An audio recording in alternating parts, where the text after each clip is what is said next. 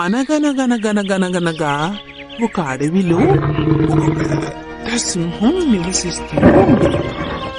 ప్రతిరోజు అది తన ఆకలిని తీర్చుకోవటం కోసం అడవిలోని జంతువులన్నింటినీ చంపి తింటూ ఉండేది.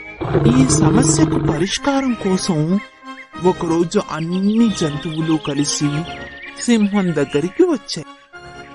జంతువులన్నీ అలా కలిసికట్టుగా రావడం చూసిన సింహం సంతోషంగా, నాకీరోజు వేటకు కష్టపడాల్సిన అవసరం లేదు అని అనుకుంది. అప్పుడు జంతువులు, మహారాజా, మీరే అడవికి రాజు, మేమంతా మీ ప్రజలం. మీరిలా జంతువులను చంపుకుంటూ పోతే మీరు పరిపాలించడానికి ఎవ్వరూ ఉండరు.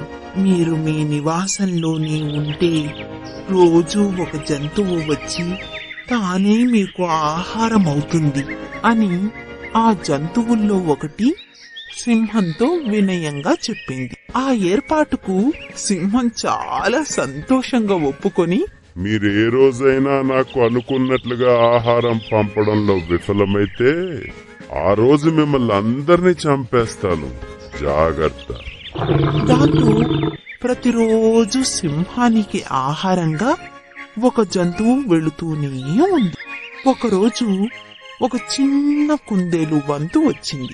ఆ చిట్టి కుందేలు ఈ సింహం నుండి తనని తాను రక్షించుకోవటమే కాకుండా ఇతర జంతువుల్ని కూడా రక్షించాలని ఒక ఉపాయం ఆలోచించింది. చిట్టి కుందేలు నెమ్మదిగా సింహాన్ని సమీపించింది. అంత చిన్న కుందేలుని చూసిన సింహం కోపంతో, ఏంటి, నా ఆహారానికి ఇంత చిన్న జంతువా? తక్షణమే అన్ని జంతువుల్ని చంపేస్తాను అని పెద్దగా గర్జించింది. అప్పుడు చిట్టి కుందేలు ఆ సింహ గర్జనకు భయపడి వణుకుతూ, రాజా, మేము 6 మీకు ఆహారంగా పంపబడ్డాం. కానీ ఒక పెద్ద సింహం మాలో 5 చంపి తినేసింది అని అంది. దాంతో సింహం కోపంగా గర్జించి, ఏంటి, ఇంకో పెద్ద సింహమా? నన్ను వెంటనే అందరి తీసుకెళ్ళండి అని అంది సింహం. అప్పుడు చిట్టి కుందేలు సింహాన్ని కాస్త దూరం తీసుకెళ్లి దాన్ని ఓ బావి దగ్గర ఆపింది.